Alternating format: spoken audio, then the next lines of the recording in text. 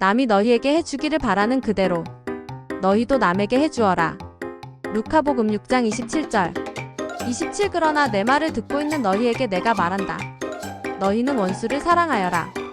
너희를 미워하는 자들에게 잘해주고 28 너희를 저주하는 자들에게 축복하며 너희를 학대하는 자들을 위하여 기도하여라. 29 내 뺨을 때리는 자에게 다른 뺨을 내밀고 내 겉옷을 가져가는 자는 속옷도 가져가게 내버려 두어라. 30 달라고 하면 누구에게나 주고 내 것을 가져가는 이에게서 되찾으려고 하지 마라. 30일 남이 너희에게 해주기를 바라는 그대로 너희도 남에게 해주어라. 32 너희가 자기를 사랑하는 이들만 사랑한다면 무슨 인정을 받겠느냐? 죄인들도 자기를 사랑하는 이들은 사랑한다. 33 너희가 자기에게 잘해주는 이들에게만 잘해준다면 무슨 인정을 받겠느냐? 죄인들도 그것은 한다. 34 너희가 도로 받을 가망이 있는 이들에게만 구워준다면 무슨 인정을 받겠느냐? 죄인들도 고스란히 대받을 요량으로 서로 구워준다. 35 그러나 너희는 원수를 사랑하여라. 그에게 잘해주고 아무것도 바라지 말고 구워주어라. 그러면 너희가 받을 상이 클 것이다. 그리고 너희는 지극히 높으신 분의 자녀가 될 것이다. 그분께서는 은혜를 모르는 자들과 악한 자들에게도 인자하시기 때문이다. 36 너희 아버지께서 자비하신 것처럼 너희도 자비로운 사람이 되어라. 37 남을 심판하지 마라. 그러면 너희도 심판받지 않을 것이다.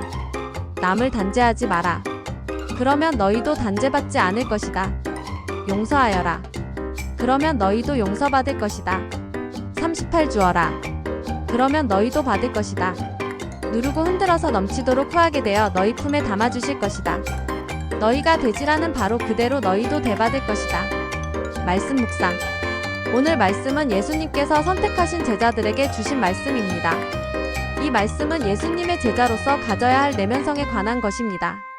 예수님은 그들에게 제자로서 가져야 할 지식이나 기술보다 어떤 사람이 되어야 할 것인가 하는 내면성에 대해 말씀하셨습니다.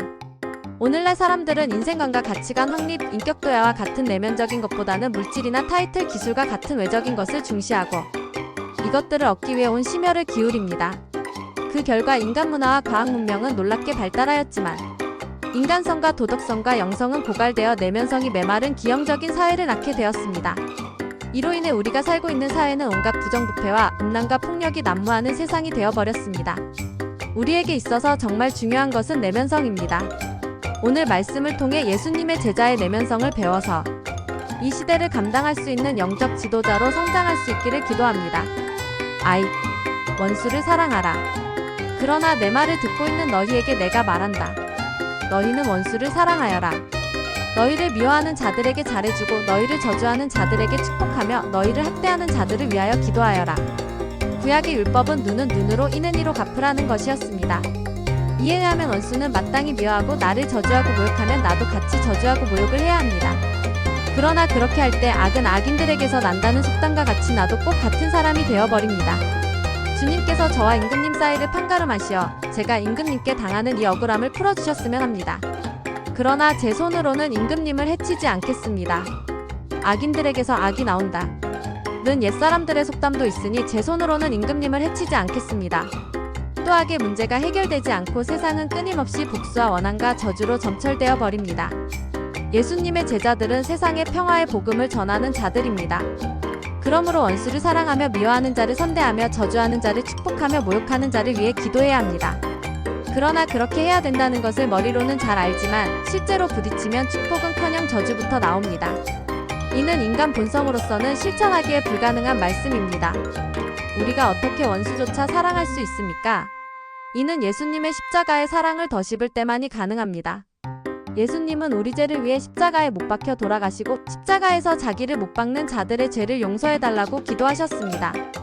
예수님의 십자가의 사랑은 마음에 응어리진 원한과 복수심을 녹이고 원수까지도 용서하고 사랑할 수 있게 하는 힘이 있습니다. 29절 내 뺨을 때리는 자에게 다른 뺨을 내밀고라는 말씀의 뜻이 무엇일까요? 예수님께서도 신문 받으실 때 뺨을 치는 경비병에게 내가 잘못 이야기하였다면 그 잘못의 증거를 대보아라. 그러나 내가 옳게 이야기하였다면 왜 나를 치느냐? 그러므로 이 말씀은 문자 그대로 이 뺨을 치면 저 뺨을 돌려대라는 뜻이 아닙니다. 이는 나를 해하려고 요구하는 자에게 적극적으로 대처하라는 것입니다. 27-30절에서의 원칙은 선으로 악을 이기라는 것입니다. 남이 너희에게 해주기를 바라는 그대로 너희도 남에게 해주어라. 이 말씀을 가리켜 황금률이라고 합니다. 예수님은 내가 남에게 대접을 받고 싶은 만큼 적극적으로 남을 대접하라고 말씀하셨습니다. 우리는 사람들로부터 VIP 대접을 받고 싶습니다. 이해받고 인정받고 칭찬을 받고 싶습니다. 존경과 사랑을 한 몸에 받고 싶습니다. 내가 그런 만큼 다른 사람도 그런 대접을 받고 싶어함을 알고 적극적으로 남을 이해하고 사랑하고 존경해 주라는 것입니다. 우리가 남을 적극적으로 대접해야 할 이유가 무엇입니까? 첫째는 예수님의 제자는 세상 사람들과 구별된 자이기 때문입니다. 너희가 자기를 사랑하는 이들만 사랑한다면 무슨 인정을 받겠느냐? 죄인들도 자기를 사랑하는 이들은 사랑한다. 너희가 자기에게 잘해주는 이들에게만 잘해준다면 무슨 인정을 받겠느냐? 죄인들도 그것은 한다. 너희가 도로 받을 가망이 있는 이들에게만 꾸어준다면 무슨 인정을 받겠느냐? 죄인들도 고스란히 되받을 요량으로 서로 꾸어준다. 예수님의 제자는 세상 사람들과 무엇인가 달라야 합니다. 그때 예수님의 사람으로서 아름다운 믿음의 향기를 풍길 수 있습니다. 둘째는 예수님의 제자는 하느님의 자녀이기 때문입니다. 그러나 너희는 원수를 사랑하여라. 그에게 잘해주고 아무것도 바라지 말고 꾸어주어라. 그러면 너희가 받을 상이 클 것이다. 그리고 너희는 지극히 높으신 분의 자녀가 될 것이다. 그분께서는 은혜를 모르는 자들과 악한 자들에게도 인자하시기 때문이다. 너희 아버지께서 자비하신 것처럼 너희도 자비로운 사람이 되어라. 우리가 원수까지도 사랑하는 비범한 생활을 할 때 하느님께로부터 큰 상을 받게 됩니다. 뿐만 아니라 지극히 높으신 하느님의 자녀가 됩니다. 요한 1:12절에 그분께서는 당신을 받아들이는 이들, 당신의 이름을 믿는 모든 이에게 하느님의 자녀가 되는 권한을 주셨다. 그러나 이는 법적으로 하느님의 자녀가 된 것이지 내면은 하느님의 자녀답지 못합니다. 우리의 내면은 자기중심적이고 이기적이고 좁고 편협합니다. 그러나 끊임없는 영적 훈련을 통하여 우리의 내면이 그리스도의 모습으로 조각될 때 우리는 하느님의 자녀답게 어떤 사람도 품고 섬길 수 있는 넓고 깊은 내면의 소유자가 됩니다. 우리 하느님 아버지는 어떤 분이십니까? 하느님은 은혜를 모르는 배은망덕한 자와 악인에게도 인자로우신 분이십니다. 너희 아버지께서 자비하신 것처럼 너희도 자비로운 사람이 되어라. 남을 심판하지 마라. 남을 심판하지 마라. 그러면 너희도 심판받지 않을 것이다. 남을 단죄하지 마라. 그러면 너희도 단죄받지 않을 것이다. 용서하여라. 그러면 너희도 용서받을 것이다. 제자들이 영적 지도자로서 범하기 쉬운 가운은 남의 허물과 죄를 보고 심판하고 단죄하는 것입니다. 여기서 심판한다는 것은 재판석에 앉아 재판하는 것이요, 단죄는 판사가 유죄 판결을 내리는 것입니다.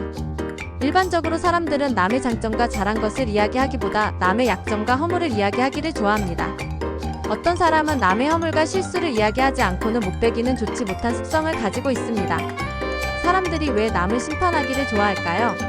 이는 남을 심판함으로써 자신의 의로움을 나타내고 또 스트레스를 해소할 수 있기 때문입니다. 그러나 사람들은 남을 심판하는 것을 재미로 하지만 심판을 받는 사람은 깊은 상처를 입고 신음하게 됩니다. 예를 들어 어린아이들이 장난삼아 개구리에게 돌을 던지지만 개구리들에게는 죽느냐 사느냐 하는 심각한 문제입니다. 그러므로 우리는 남을 심판하거나 단죄해서는 안 됩니다. 우리가 남을 심판하게 되면 나도 다른 사람들로부터 심판을 받게 됩니다. 뿐만 아니라 하느님께로부터 심판을 받게 됩니다. 심판은 하느님께 속한 것이므로 하느님께 맡겨야 합니다. 그러면 우리가 남의 허물과 실수를 보고 심판하는 대신 어떻게 해야 됩니까? 첫째는 상대방의 장점은 살려주고 약점과 허물과 실수는 감당해주고자 하는 자세를 가져야 합니다.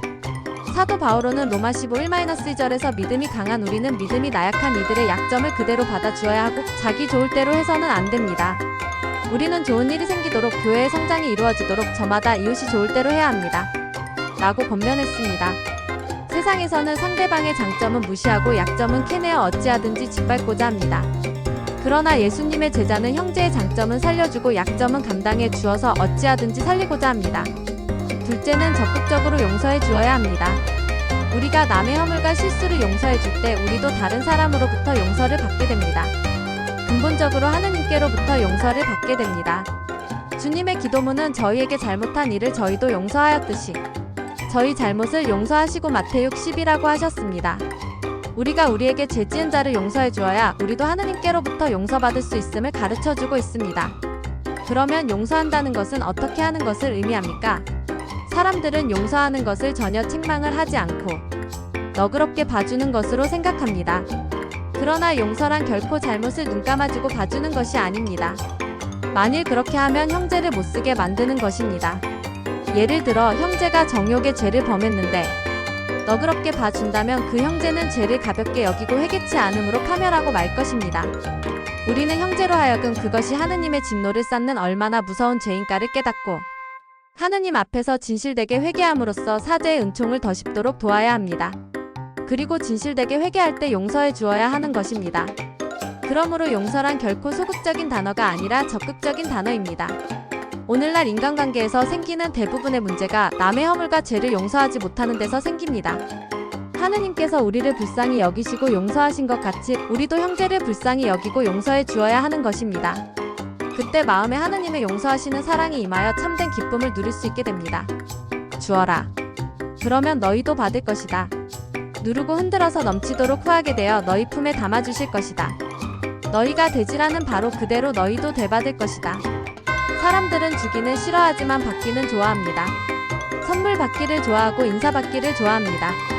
또 편지는 하지 않으면서도 편지 받기를 좋아합니다. 또한 인정받고 섬김받고 사랑받기를 좋아합니다.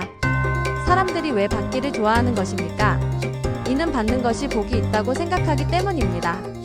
그러나 실상은 그렇지 않습니다. 사람이 받고자 할 때 요구하는 마음이 생기고 원망하고 불평하게 됩니다. 또 관계성이 파괴될 뿐만 아니라 다툼과 분쟁이 일어나게 됩니다. 사람이 받고자 할 때 내면이 비참하게 됩니다. 오늘날 우리 사회의 가장 큰 문제는 받는 문화는 형성되었지만 주는 문화가 형성되지 않았다는 것입니다. 사람들은 축복을 받기는 원하지만 축복을 나누어 주고자 하지 않습니다. 가진 자들이 가지지 못한 자들과 함께 나누고자 하기보다 어찌하든지 더 긁어 모으고자 혈안이 되어 있습니다. 이로 인해 사회는 내부적으로 점점 썩어 들어가고 있습니다. 우리 그리스도인들이 적극적으로 주는 생활을 함으로써 주는 문화를 형성해 나갈 때 이 사회는 점점 밝아질 것입니다. 주는 생활을 하게 되면 손해보는 것 같지만 결코 그렇지 않습니다. 일시적으로 희생과 아픔이 있지만 결국에는 하느님께서 여러 모양으로 축복하시어 축복된 생활을 하게 됩니다. 주어라. 그러면 너희도 받을 것이다. 누르고 흔들어서 넘치도록 후하게 되어 너희 품에 담아주실 것이다. 너희가 되지라는 바로 그대로 너희도 되받을 것이다. 이는 곡식을 줄 때 누르고 흔들어 넘치도록 대로 되어서 풍성하게 안겨주는 것을 의미합니다. 하느님은 부유하신 분이십니다. 또 축복하기를 원하시는 분이십니다. 축복할 꼬투리가 있으면 얼마든지 축복하고자 하시는 분이십니다. 이러한 하느님의 마음이 잘 나타나 있습니다. 주님께서 그대에게 복을 내리시고 그대를 지켜주시리라. 주님께서 그대에게 당신 얼굴을 비추시고 그대에게 은혜를 베푸시리라. 주님께서 그대에게 당신 얼굴을 들어보이시고 그대에게 평화를 베푸시리라.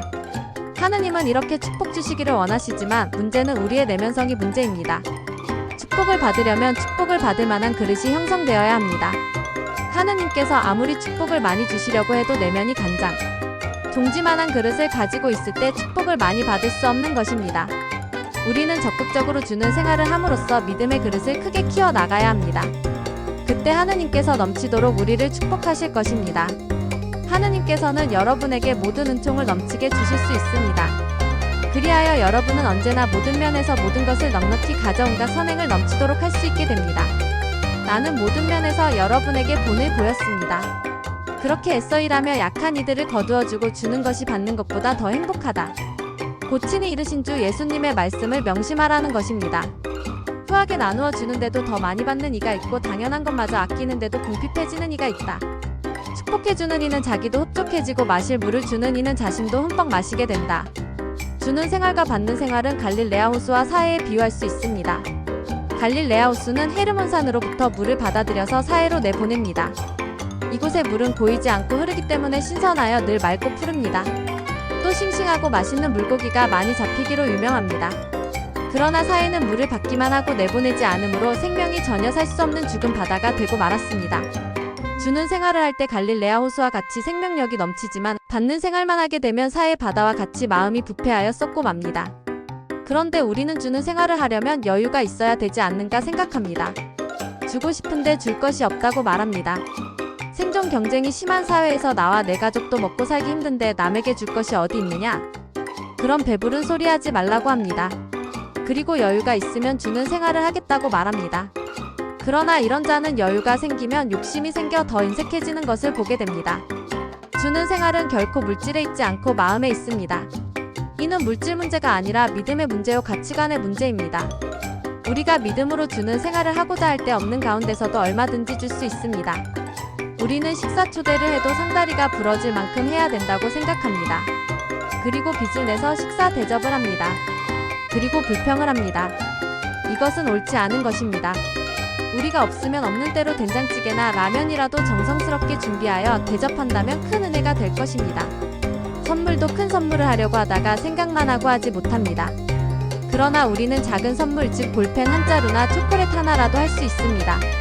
그런 선물도 할 형편이 못 되면 남을 섬길 수 있고 이해해주고 인정해줄 수 있습니다.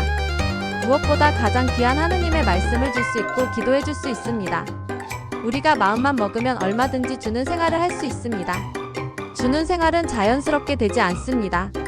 파리 안으로 오그라들듯이 우리 인간의 본성은 받기는 좋아하지만 주기는 싫어하는 자기중심적이고 이기적인 본성이 있습니다. 주어라, 이는 주님의 명령입니다. 우리는 이 명령의 말씀에 순종을 해야 됩니다. 주는 생활을 하는 개인이나 모임은 반드시 하느님의 축복을 받아 흥왕하게 되지만 주는 생활을 하지 않고 꾸리는 개인이나 모임은 반드시 쭈그러들고 망하게 됩니다.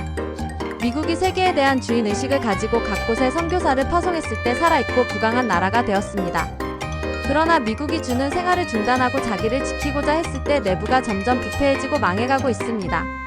우리가 남을 용서하고 적극적으로 주는 생활을 하면 그것이 그대로 자기에게로 돌아옴을 말해줍니다. 요점은 이렇습니다. 적게 뿌리는 이는 적게 거두어들이고 많이 뿌리는 이는 많이 거두어들입니다. 우리가 많이 거두기를 원한다면 많이 심어야 하는 것입니다. 하느님은 자비로운 분이십니다. 하느님은 인생들을 불쌍히 여기시고 우리의 죄를 위해 외아들까지도 내어주셨습니다. 하느님께서 우리를 불쌍히 여기지 않으셨다면 아무도 구원받을 자가 없을 것입니다. 하느님은 죄인들을 오래 참으시고 자비가 풍성하신 분이십니다. 우리가 자비로워야 할 이유는 이 하느님께서 우리의 아버지가 되시기 때문입니다. 감사합니다. 사랑합니다. 축복합니다.